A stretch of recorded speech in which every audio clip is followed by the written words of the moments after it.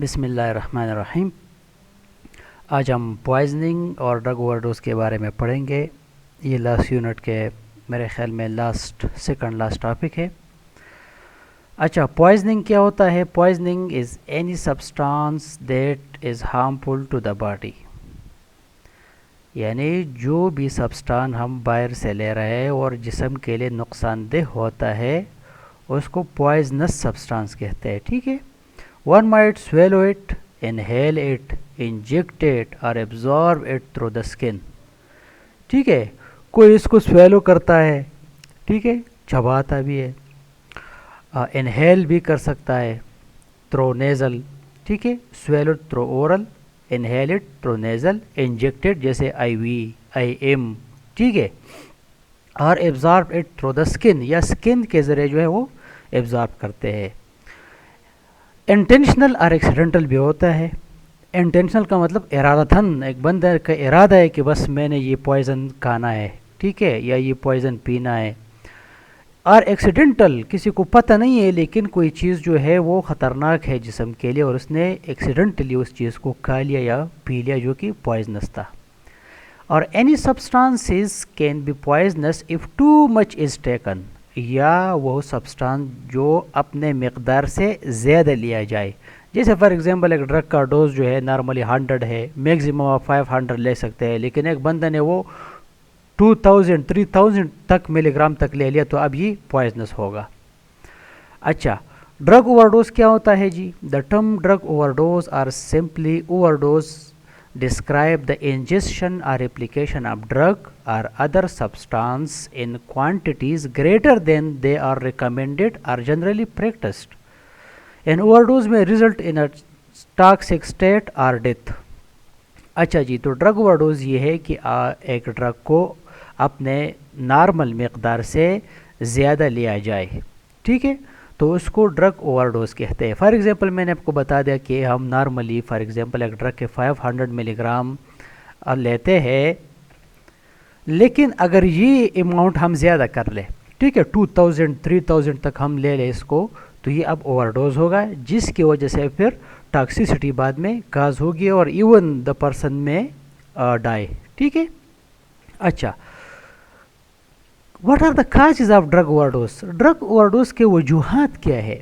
ठीक है, drug overdose causes जो है, the cause of drug overdose either by accidental, जैसे मैंने आपको बताया, ठीक है, एक्सीडेंटल ओवरयूज और by intentional misuse. So accidental overdose is result from either a young child और an adult with impaired mental abilities swallowing a medication left within their grasp। यानी जिस तरह दवाइयों पर आप लोगों ने अक्सर देखे होंगे कि keep it away from children, बच्चों की पहुंच से दूर रखे दवाई को, इसलिए कि इससे एक्सीडेंटल ओवरडोज हो सकता है। बच्चे इसको टॉफ़ या चॉकलेट समझकर खा लेंगे तो इससे फिर ओवरडोज होता है। हॉस्पिटल में इमरजेंसीज में इस तरह के बहुत ज़्यादा केसेस आते हैं बच्चों के, ठीक है, तो ये एक्सीडेंटल ओवरडोज है। एक इंटेंशनली एक बंदा जो है ख़ुदकशी करने की फॉर एग्जांपल लोग कोशिश करते हैं, ख़ासकर ख़वातीन हज़रात जो होते हैं, गोली खाते हैं, पैरास्टामोल की ज़्यादातर गोली खाते हैं, या इस तरह साइनाइड वगैरह की गोली हो गई ये खाते हैं, तो ये अब इंटेंशनल है। मोस्ट कॉमन ड्रग जो ओवरडोज होते हैं, ठीक है, the most frequent drug that people overdose on are, एक तो जो OTC ड्रग होते हैं, ओवर द काउंटर, यानी जो कि आम दुकानों पर भी दस्तियाब होता है, मेडिकल स्टोर के अलावा भी। और मेडिकल स्टोर पर भी जब आप जाते हो तो आप बग़ैर डॉक्टर के प्रिस्क्रिप्शन के भी ख़रीद सकते हैं, इसको कहते हैं ओवर द काउंटर ड्रग्स। अच्छा जी, प्रिस्क्रिप्शन पेन रिलीवर्स, यानी जो पेन को रिलीव करता है, इस तरह के जो मेडिसिन होते हैं, ठीक है, उसके ओवरडोज बहुत ज़्यादा करते हैं लोग। Sedatives and anti depressant, sedative जो सिडेशन काज करते हैं, हाइप्नोटिक्स वगैरह नींद के लिए जो लोग खाते हैं, जैसे ट्राईसाइक्लिक एंटी डिप्रेशन TCA जो होते हैं, ठीक है, जैसे एमिट्रिप्टाइलिन, एमिपेरामीन, ये जो मेडिसिन है। और एंटी डिप्रेसेंट जो लोग डिप्रेशन के लिए गोलियां या जो मेडिसिन खाते हैं, इससे भी जो और अपने मकदार से अक्सर लोग जो है ज़्यादा खाते हैं तो ओवरडोज हो जाते हैं। अच्छा, हेरोइन जो लोग करते हैं, मेथाम्फेटामीन्स जो मेडिसिन है, कोकेन वगैरह बहुत ज़्यादा आपको पता है करते हैं लोग। और जो ड्रग कम्बिनेशन जैसे हेरोइन अल्कोहल कम्बिनेशन में इस तरह लोग लेते हैं, जो अल्कोहलिज्म, जो ज़्यादा लोग शराब पीते हैं, हेरोइन जो है वो लेते हैं, ठीक है जी। तो हेरोइन और अल्कोहल से फिर ये ओवरडोज काज होते हैं। तो जनरली अगर हॉस्पिटल में एक पेशेंट आए और उसने ओवरडोज फॉर एग्जांपल किसी भी चीज़ का मेडिसिन है या जैसे ड्रग्स है, अल्कोहल है, हेरोइन है, जो भी है, इसने ओवरडोज किया है, तो इनके लिए जनरल मैनेजमेंट क्या होंगे, एज अ नर्स आप क्या करेंगे, ठीक है। सो प्रोविजन आप सपोर्टिव केयर, सबसे पहले तो सपोर्टिव केयर आपने देना है, जैसे ऑक्सीजन थेरेपी अगर वो शॉर्टनेस ऑफ ब्रेथ में है, ठीक है जी, हाँ लो बीपी में गया हुआ है तो आपने फ्लूइड थेरेपी वगैरह। प्रिवेंशन ऑफ पॉइजन एब्जॉर्प्शन सबसे इंपॉर्टेंट चीज़ जो है। इससे आप टाइम का पूछते हैं कि कब इसने ये ओवरडोज फॉर एग्जांपल इस चीज़ को खाया है, पिया है या थ्रू IVIM लगाया है, ठीक है जी। तो फिर इसके बाद आप इस कोशिश करते हैं कि इसका जो एब्जॉर्प्शन है इसको रोक ले। अगर ज़्यादा टाइम नहीं हुआ है तो enhancement of elimination of poison, आप कोशिश करते हैं कि पॉइजन जल्दी जल्दी जिस्म से निकल जाए, एलिमिनेट हो जाए। And administration of antidotes, antidotes वो मेडिसिन है, वो चीज़ें होती है जो कि आपने जो फॉर एग्जांपल पॉइजन लिया है इसके खिलाफ काम करता है। एंटीडोट जैसे वायरस तो एंटीवायरस, तो जितना भी पॉइजन है, जो भी ओवरडोज हुआ है इस चीज़ के लिए, क्या आपके पास एंटीडोट मौजूद है या नहीं है। सपोर्टिव केयर में आप ABC देखते हैं, यानी एयरवे आप देखते हैं, ब्रीथिंग आप देखते हैं और सर्कुलेशन आप देखते हैं। वाइटल साइन आप चेक करते हैं, mental status of the patient आप चेक करते हैं, एंड प्यूपिल साइज आप देखते हैं, ठीक है जी, कि प्यूपिल साइज जो डायलेट है या नैरो है। पल्स ऑक्सीमीटर आप करते हैं, क्योंकि बाज़ दफ़ा जब फॉर एग्जांपल विड्रॉल इफेक्ट में अल्कोहल से, ठीक है जी, तो ये होता है कि टेकिपने में पेशेंट जाता है और ऑक्सीजन सेचुरेशन लेवल जो है वो गिर जाता है। तो इसीलिए पल्स ऑक्सीमीटर यानी पल्स भी और ऑक्सीजन को भी आपने उधर देखना है ऑक्सीमीटर से कि इसका सेचुरेशन ड्रॉप तो नहीं हो रहा। पल्स जो है वो टेकिकार्डियक या बाउंड 3D इस तरह आप चेक करेंगे कि ये तो नहीं है। और कार्डियक मॉनिटरिंग ECG लीड्स आप लगाते हैं और कार्डियक मॉनिटरिंग, कार्डियक आउटपुट आप देखते हो कि कार्डियक आउटपुट सही तरीके से आ रहा है कि नहीं आ रहा। ECG से आपको PQRS, ठीक है जी, यानी QRS जो कॉम्प्लेक्स जो वेंट्रिकुलर डीपोलराइजेशन है उसको आपको पता चलता है, जो QT इंटरवल जो है इसका पता चलता है। प्रोटेक्ट एयरवे, आप एयरवे को प्रोटेक्ट करेंगे। इंट्रावेनस एक्सेस बहुत लाजमी चीज़ है अगर पेशेंट हाइपोटेंशन में जा रहा है, ठीक है जी, तो IV लाइन आप ज़रूर लगाएंगे उस वक्त, क्योंकि बाद में हो सकता है पेशेंट को फ्लूइड रिससिटेशन की ज़रूरत पड़े, ठीक है। Cervical immobilisation if suspect trauma, ठीक है, अगर ट्रामा की सस्पेक्ट है तो सर्वाइकल इमोबिलाइजेशन आप करेंगे, सर्वाइकल जो एरिया है इसको इमोबिलाइज करेंगे। रूल आउट हाइपोग्लाइसीमिया, हाँ ग्लूकोमीटर होना चाहिए आपके वार्ड में या इमरजेंसी में जहाँ पे आप काम कर रहे हो, और आप हाइपोग्लाइसीमिया जो है सबसे पहले इसको रूल आउट करेंगे, क्योंकि इस बाज़ दफ़ा होता है जो विड्रॉल इफेक्ट में ग्लूकोज का जो लेवल है वो गिर जाता है। नेलेक्सोन फॉर सस्पेक्टेड ओपिएड पॉइजनिंग, अगर ये ओपिएड पॉइजनिंग है, ओपिएड मेडिसिन जिसे आपको पता है वो पेशेंट ले रहे हैं, तो इसके लिए फिर नेलेक्सोन देते हैं एज एंटीडोट।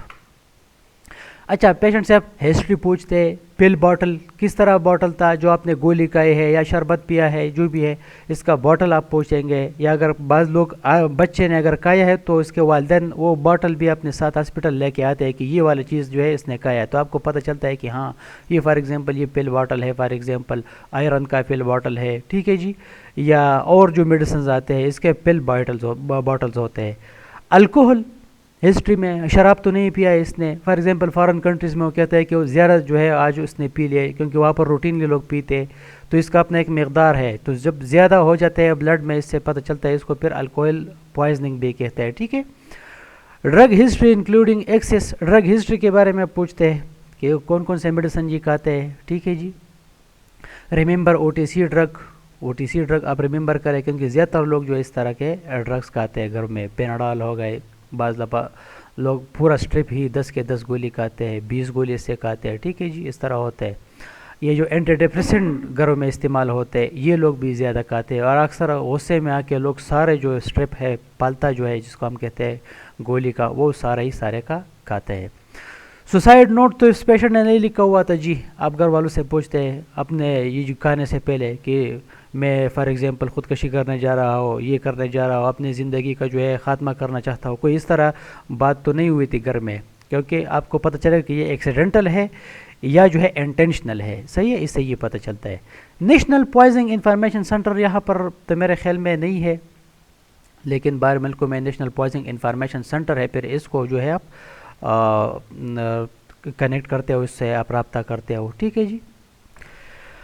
एग्जामिनेशन में आप फिजियोलॉजिक एक्साइटेशन देखते हैं। फिजियोलॉजिक एक्साइटेशन जैसे एंटीकोलिनर्जिक ड्रग्स हो गए, सिम्पेथोमिमेटिक। सिम्पेथोमिमेटिक का मतलब जो इन एक्साइटेटरी एगोनिस्ट है, सिंपैथेटिक जो नर्वस सिस्टम है इसको एक्साइटेशन में लेके जाए, ठीक है जी।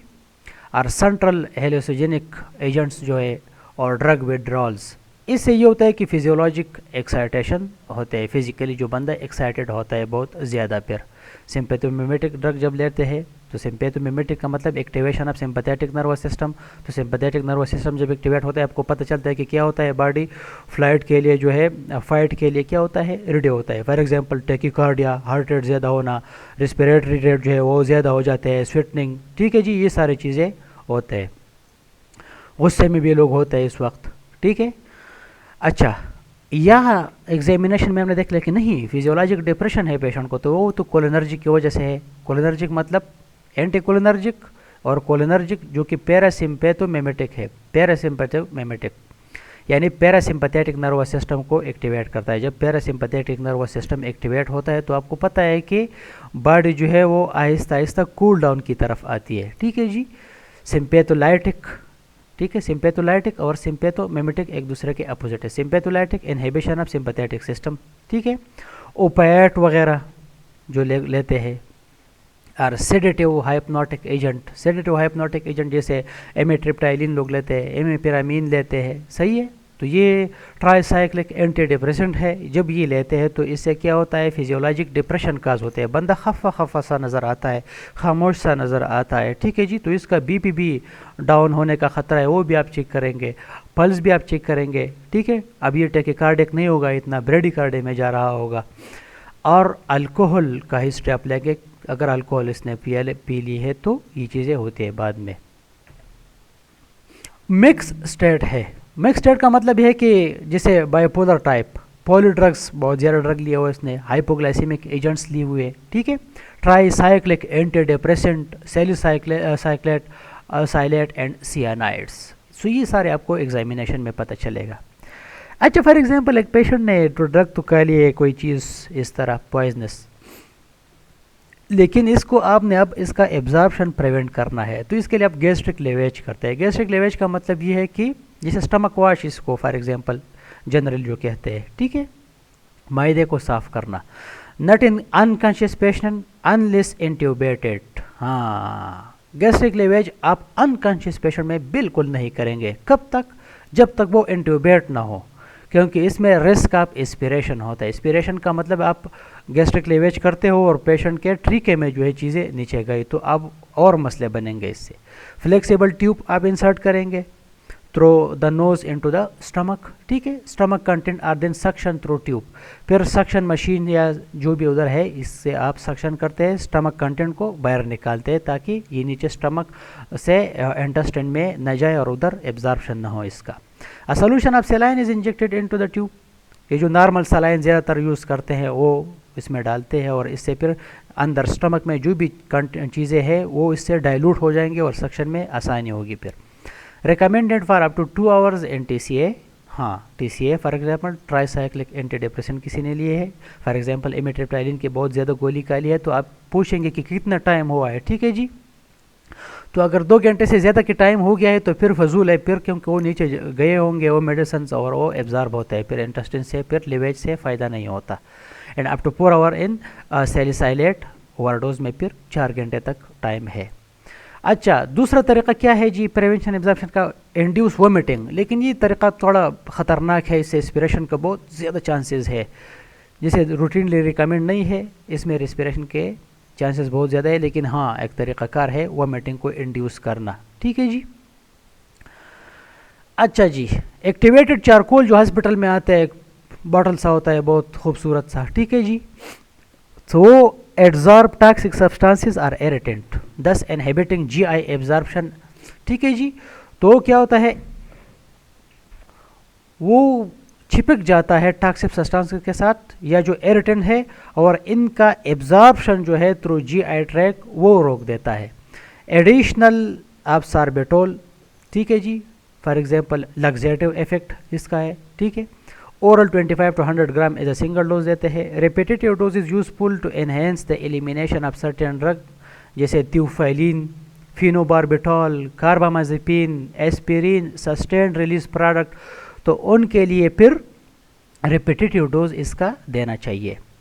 No effective, not effective for cyanide, minerals acid, caustic alkalis, organic solvent, iron, ethanol, methanol poisoning, lithium poisoning, इन चीज़ों में फिर ये एक्टिवेटेड चारकोल इफेक्टिव नहीं है, तो ये आपको याद रखना चाहिए। अच्छा जी, elimination of poisons, renal elimination. अब आप एब्जॉर्प्शन तो हो गया है, अब आप सोचते हैं कि अब हमने क्या करना है, इसको जल्दी जल्दी जिस्म से एलिमिनेट करना है ताकि ये एलिमिनेट हो जाए जल्दी जल्दी। तो एलिमिनेशन के लिए आपको पता है कि through urine, through sweating, sweating जो पसीना आता है, ठीक है जी, थ्रू फेसिस, ठीक है जी, जीआईटी ट्रैक के जरिए। सो रेनल एलिमिनेशन के लिए मेडिकेशन टू स्टिमुलेट यूरिन और defecation may be given to try to flush the excess drug out of the body faster. इस तरह मेडिसिन हम देंगे जो कि यूरिनेशन को स्टिमुलेट करे ज़्यादा से ज़्यादा, जैसे लाजिक्स के नाम से जो आते हैं फिरोसिमाइड, ठीक है। आर्टिफिकेशन को यानी जो परगेटिव्स है, कॉन्स्टिपेशन के लिए जो मेडिसिन देते हैं, इस तरह के मेडिसिन, ताकि वो मोटिलिटी को ज़्यादा करे, सही है, ताकि जल्दी जल्दी ये एलिमिनेट हो जाए। फोर्स्ड अल्कलाइन डायोरिसिस, यानी अल्कलाइन डायोरिसिस को हम फोर्स करते हैं, ये सोडियम बाइकार्बोनेट और normal saline, infusion of large amount of normal saline और सोडियम बाइकार्बोनेट NaCO3 जो एम्प्यूल आते हैं हॉस्पिटल में, use to eliminate acidic drug, ठीक है, that mainly excreted by the kidney, जैसे सैलिसाइलेट्स हो गए, ठीक है जी। तो इस तरह के मेडिसिन जो है वो फिर सोडियम बाइकार्ब और नॉर्मल सलाइन से हम देते हैं, तो जल्दी जल्दी डाइल्यूट भी होते हैं और निकलते हैं। Serous fluid and electrolyte disturbance में आकर, हाँ ये होता है कि अगर आप जितना ज़्यादा यूरिन को एनहेंस करते हैं तो जो इलेक्ट्रोलाइट इम्बैलेंस है वो काज तो होगी। नीड एक्सपर्ट मॉनिटरिंग, बहुत एहतियात करना चाहिए और एक्सपर्ट लोगों को फिर इस तरह की सिचुएशन को मॉनिटर करना चाहिए। अच्छा जी, हीमोडायलिसिस लेकिन बहुत रेयर फिर होता है, रिजर्व फॉर सीवियर पॉइजनिंग अगर हुआ है तो अब हीमोडायलिसिस यानी ब्लड को डायलिजर से पास करना पड़ेगा आप, ठीक है जी। Drug should be dialysable, protein bound with low volume of distribution may also be used temporarily और as long the term of if the kidney are damage due to the overdose. अगर इतना ओवरडोज हो गया है कि kidney को damage किया है फिर तो मजबूरन ही डायलिसिस पे जाना पड़ेगा। अच्छा, एंटीडोट क्या है? एंटीडोट जो है वो ड्रग है जो पॉइजन के ख़िलाफ़ हम देते हैं। अगर, ठीक है, फॉर एग्ज़ाम्पल बहुत ज़्यादा जब पॉइजनस, फॉर एग्ज़ाम्पल टॉक्सिसिटी कोई ड्रग्स कार करते हैं तो उस ड्रग्स के इफ़ेक्ट को ख़त्म करने के लिए हमारे साथ उसके ख़िलाफ़ जो है ड्रग मौजूद होता है, इसको एंटीडोट कहते हैं। जैसे ओपाइड अगर किसी ने बहुत ज़्यादा लिया है तो अब इसके इफ़ेक्ट को ख़त्म करने के लिए हम नेलेक्सोन देते हैं। Is the drug taken is non, so antidote आप तब देंगे जब आपको पता हो कि पेशेंट ने जो ड्रग खाया है, लिया है, वो आपको पता है कि नहीं, क्योंकि उसके अपना एंटीडोट आएगा फिर। और डज एन एंटीडोट एग्जिस्ट, या जो इसने खा लिया है फॉर एग्जांपल पेशेंट ने, इसके लिए एंटीडोट है कि नहीं है। फॉर एग्जांपल ओपाइड्स है, अच्छा तो ओपाइड आपको पता है कि अप्यून से लेते हैं और ये पेन के लिए इस्तेमाल होते हैं बाज़ दफ़ा, तो इसके एंटीडोट जो है नेलेक्सोन पर हम देते हैं, सही है। इसके इफ़ेक्ट को काउंटर करने के लिए, पॉइजनस इफ़ेक्ट को, इसके लिए फिर हम नेलेक्सोन देते हैं, सही है। ओपाइड के इफ़ेक्ट को काउंटर करने के लिए हम फिर नेलेक्सोन देते हैं। नेलेक्सोन का मैकेनिज्म ऑफ एक्शन है MOA, mechanism of action pure opioid antagonist, यानी ओपाइड के जो इफ़ेक्ट है इसको ख़त्म करेंगे। Competes and displaces narcotics at opioid receptor site, जो ओपाइड रिसेप्टर्स होते हैं, ठीक है जी। सो ओपाइड जो फॉर एग्जांपल ये ओपाइड रिसेप्टर है, तो यहाँ पर नेलेक्सोन इस तरह आएगा और यहाँ पर जब अटैच होगा, सही है, तो इस रिसेप्टर को ब्लॉक करेगा, तो ये अपना इफेक्ट जो है इसका अब इतना नहीं होगा, सही है। ये IV जो है प्रेफर करते हैं, ठीक है। IM इंट्राट्रेकियल तरीके से subcutaneous 0.4 to 2 milligram every 2 to 3 minute as needed. Lower doses in opioid dependence, अगर ओपाइड डिपेंडेंस है तो फिर लोअर डोजेज में देते हैं। Elimination half life of नेलेक्सोन is 60 to 90 minutes. सो नेलेक्सोन का जो हाफ लाइफ है 60 से लेकर 90 मिनट्स तक है। रिपीटेड एडमिनिस्ट्रेशन में भी नेसेसरी, ठीक है, ज़रूरत के मुताबिक। सिस्टमिक जो एग्जामिनेशन है इसमें बीपी में चेंजेस आते हैं, एरिथमियास, रिदम जो है वो डिसओरिएंट हो जाएगा, सीजर्स हो सकते हैं एंड विड्रॉल इफेक्ट भी हो सकता है, ये याद रखना है। बेंजोडाइजेपिन की तरफ आते हैं जी। अच्छा बेंजोडाइजेपिन आपको पता है कि एंजाइटी, इंसोम्निया, सीजर्स, इसके लिए, इन चीज़ों के लिए यूज़ होते हैं, सही है। सो अगर ये ज़्यादा ओवरडोज हो गया है इसका तो फिर फ्लोमाजानिल हम देते हैं, सही है। सो इसका मैकेनिज्म ऑफ एक्शन है कि ये बेंजोडाइजेपिन एंटागोनिस्ट है, यानी बेंजोडाइजेपिन के खिलाफ काम करता है।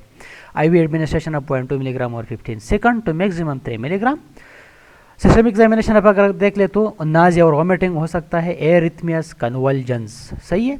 Should not be use for making the diagnosis, के लिए हम यूज़ नहीं कर सकते इसको। बेंजोडाइजेपिन में भी masking, protecting against other drug effect, ठीक है, इसको भी मास्क करता है जी benzodiazepine. Tricyclic anti depressive overdose, यानी जो एमिट्रिप्टाइलिन है, एमिपिरामीन वगैरह, ठीक है जी, जो इंसोम्निया के लिए, एंजाइटी के लिए लोग लेते हैं, हेडेक के लिए भी बाज़ दफ़ा लेते हैं, इसको ज़्यादा ओवरडोज किया तो इसमें फिर ये है कि ABC यानी एयरवे, ब्रीथिंग और सर्कुलेशन में रिक्वायर्ड इंट्यूबेशन की तरफ भी पेशेंट जा सकता है। Consider gastric lavage if taken less than 2 hour. Gastric lavage हम तब कर सकते हैं जब 2 घंटे से कम टाइम हुआ हो, सही है। अगर ज़्यादा टाइम हुआ है तो फिर हम नहीं दे सकते। एक्टिवेटेड चारकोल हम देंगे इसके लिए, सही है। Treatment of hypotension with isotonic saline. Isotonic saline मतलब ये जो नॉर्मल सलाइन या 5% एक्स्ट्रो सलाइन आता है, इससे हम फिर ट्रीटमेंट करते हैं इसका, या जो रिंगर लिक्टेट हो गया। सोडियम का बाइकार्बोनेट फॉर कार्डियोवेस्कुलर टॉक्सिसिटी, फिर हम NaCO3 सोडियम बाइकार्बोनेट देते हैं। अल्फा एड्रेनर्जिक वेजोप्रेसर, हाँ, अल्फा और एड्रेनर्जिक वेजोप्रेसर फॉर एग्जांपल नॉरएपिनेफ्रिन, ठीक है। नॉरएपिनेफ्रिन जब आप देते हैं तो ये वेजोप्रेसर है और वेजो कंस्ट्रक्टर है असल में। For hypotension, refractory to aggressive fluid resuscitation and bicarbonate infusion. आपने बाइकार्बोनेट भी दे दिया, फ्लूइड रेसिस्टेशन भी कर ले, लेकिन स्टिल पेशेंट हाइपोटेंशन में है तो फिर आप नारफाइन पे या नॉरएपिनेफ्रिन पे पेशेंट स्टार्ट करते हो। बेंजोडाइजेपिन जो है फॉर सीजर्स, अगर पेशेंट को हो रहा है TCID में तो फिर बेंजोडाइजेपिन हम देते हैं। How much does it take to overdose on paracetamol. Paracetamol जो आता है OTC over the counter, the lowest amount of paracetamol to cause death was found by one study to be 10 gram. ये बहरहाल एक research है, वो अपने तरफ से बताते हैं, ठीक है। As per paracetamol of 500 milligram per tablet, it is generally recommended to take no more than 8 tablet within 24 hour, यानी 24 घंटे में आप 8 से ज़्यादा टैबलेट न खाएं। And 24 to 30 tablet taken at one time can lead to overdose और even death. अगर 24 से लेकर 30 टैबलेट तक कोई खाता है तो ओवरडोज की तरफ जाता है और डेथ की तरफ भी जा सकता है। सो इसका मतलब 30 को आप 5 से मल्टीप्लाई अगर करें तो बहुत ज़्यादा बनता है ओवरडोज, सही है। पैरासीटामोल वाइडली अवेलेबल है, आपको पता है, पेनाडोल की फॉर्म में, सही है।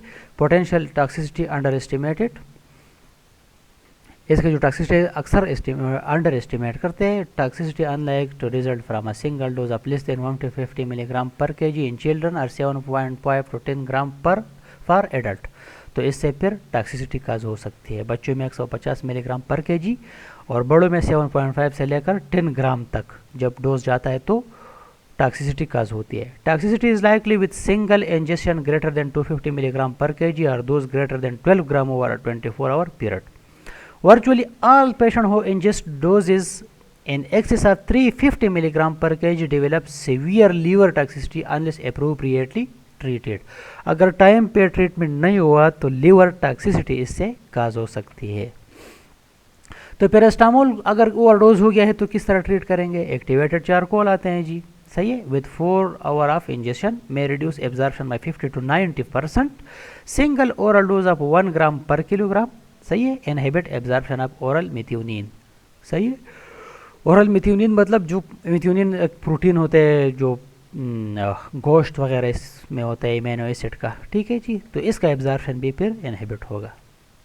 A person is alcohol poisoning if they have consume a toxic amount of alcohol. Alcohol की तरफ आता है, ठीक है। टॉक्सिक अमाउंट ऑफ अल्कोहल उसने लिया है बहुत ज़्यादा, usually over a short period, कम वक्त में ज़्यादा अल्कोहल पिया है इसने। Their blood alcohol level is so high it is considered toxic और poisonous. The patient can become extremely confused, अगर अल्कोहल ज़्यादा पिया है तो अनरिस्पॉन्सिव होगा, डिसओरिएंटेड होगा टाइम, पर्सन और प्लेस को, हैव शैलो ब्रीथिंग, ठीक है, and can even pass out और गो इनटू अ कोमा। सही है, कोमा में भी जा सकता है अल्कोहल ओवरडोज की वजह से। अच्छा, how long do the effect of alcohol poisoning last? So major cause of alcohol poisoning is binge drinking. Binge drinking का मतलब ये है कि पैटर्न ऑफ ड्रिंकिंग है, ठीक है जी, जिसमें 0.08 ग्राम पर डिसीलीटर अगर आप ब्लड अल्कोहल कंसंट्रेशन देख ले यहाँ तक पहुँच चुका होता है तो फिर हम इसको बिंगल ड्रिंकिंग कहते हैं। सही है। A pattern of heavy drinking यहाँ पर लिखा भी है कि when a male rapidly consume 5 और more alcoholic drinks within 2 hours, 2 घंटे में 5 या 5 से ज़्यादा अल्कोहलिक ड्रिंक करे। इस तरह फीमेल जो है लीस्ट 4 ड्रिंक को 2 घंटे के अंदर अंदर कर ले तो इससे फिर अल्कोहल ओवरडोज की तरफ जाएगा। Sorry, an alcohol binge can occur over hours और last up to several days, दिनों तक जो है इसका इफेक्ट फिर रहता है। सही है। तो बिंगल ड्रिंकिंग मैंने आपको डिफाइन किया कि pattern of drinking that bring a person blood alcohol concentration BAC मतलब blood alcohol concentration to 0.08 gram per day और above. How do you stop vomiting after drinking? अच्छा जी, अल्कोहल के बाद फॉर एग्जांपल पेशेंट जो है वो वॉमिटिंग कर रहा है तो इसको किस तरह स्टॉप करेंगे? So drink water to dilute the alcohol. सही है, वाटर पियेंगे ताकि अल्कोहल जो है डाइल्यूट हो जाए।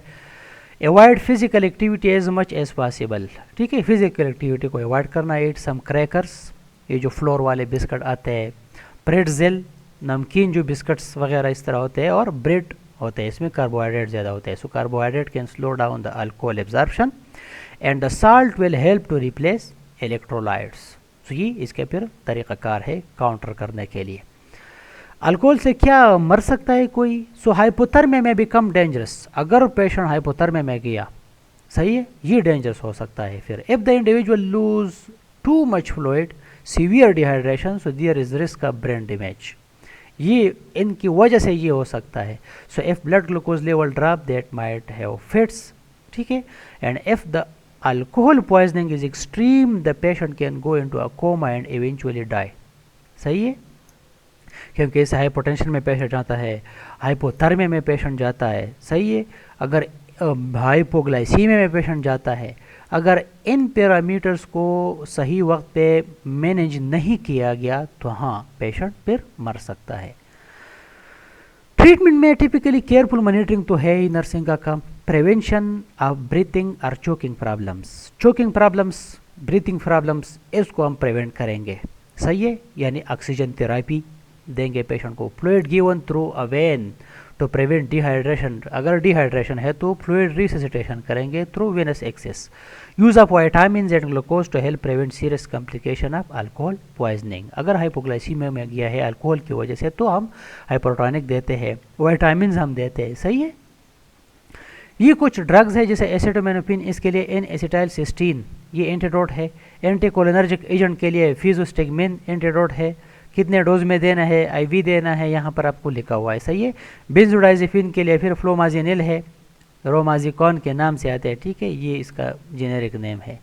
Initial dose 0.1 to 0.2 milligram IV over 30 to 60 second, repeat 0.1 to 0.2 milligram IV every minute as per needed up to 1 milligram. इस तरह बीटा ब्लॉकर अगर ओवरडोज हो गया है, लेबिटालोल वगैरह, सही है, तो फिर हम ग्लूकागॉन देते हैं, कैल्शियम देते हैं और इंसुलिन प्लस डेक्सट्रोज देते हैं। सही है।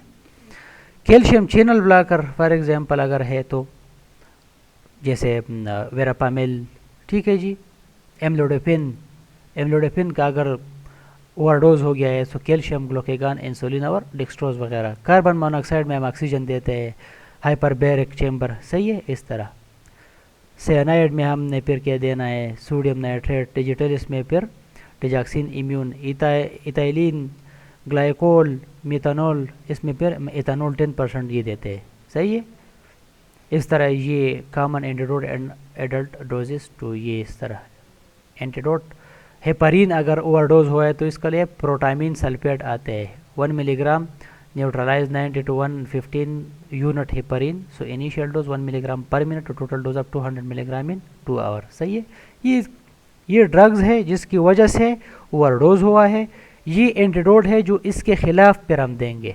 आयरन के लिए हम जैसे आपको पता है कि डिफेरोक्सामिन देते हैं, डिस्फेरोल के नाम से जो आते हैं। सही है, आईवी हम देते हैं। आइसोनियाजिड अगर एंटीबायोटिक है, वो विटामिन B6 डिफिशिएंसी बहुत ज़्यादा काज कर देता, हम पैराडॉक्सिन पर देते हैं। इसके लीड पॉइजनिंग के लिए हमने क्या देना है। सही है, मरकरी, आर्सेनिक, गोल्ड, इसकी पॉइजनिंग के लिए, ओपाइड्स के पॉइजनिंग के लिए उधर मैंने आपको बताया नैलोक्सोन, आर्गेनोपास्पेट, एट्राफिन बहुत ज़बरदस्त मेडिसिन है। फिर tricyclic anti depressant, sodium bicarb, NaHCO3 जो इम्प्योर आते हैं। सही है, और सल्फोनाइल यूरिया, सो इसके लिए फिर ऑक्टीरोटाइड प्लस डेक्सट्रोज देते हैं। सही है, तो ये बहरहाल ओवरडोज के बारे में आज हमने ये क्लास ले लिया, पॉइजनिंग एंड ड्रग ओवरडोज। इस पर आप और भी बहुत कुछ पढ़ सकते हैं, ये बहुत लाजमी है, इसको आप पढ़ें। कोई मसला है, कोई क्वेश्चन है तो फिर आप पूछ सकते हैं इंशाल्लाह। और नेक्स्ट जो क्लास है मेरे ख्याल में लास्ट ही टॉपिक रहता है, इसके बाद हम प्रीवियस जो चैप्टर्स है, यूनिट्स है, इसमें अगर कोई टॉपिक रहता है तो इसको हम कवर करेंगे इंशाल्लाह। नेक्स्ट जो हम टॉपिक पढ़ेंगे मेरे ख्याल में वो अल्कालोसिस और एसिडोसिस पर है, तो इंशाल्लाह वो फिर नेक्स्ट क्लास में पढ़ेंगे। तब तक के लिए